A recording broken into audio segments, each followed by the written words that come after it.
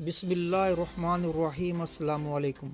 میں اپنے تمام دوستوں کو میرے چینل سسلی نیوز پر خوش آمدید کہتا ہوں۔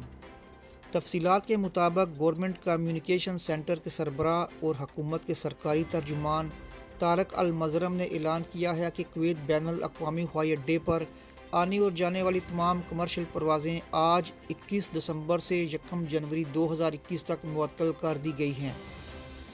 21 دسمبر 2020 پیر کو شام 11:30 پر شروع ہونے والی زمینی اور سمندری سرحدیں بھی بند رہیں گی۔ وزارت صحت نے 11 سے 21 دسمبر کے درمیان یورپی یونین یا برطانیہ سے آنے والے اپنے شہریوں اور غیر ملکیوں سے اپیل کی ہے کہ وہ جابر الاحمد کے کرنٹین مرکز میں کویت پہنچنے کی تاریخ کے 5ویں اور 10ویں دن PCR ٹیسٹ کروائیں۔ یہ ضروری ہے کہ مذکورہ بالا مدت کے دوران وہ اپنے سفر کے آنے کے وقت کا ثبوت پیش کریں۔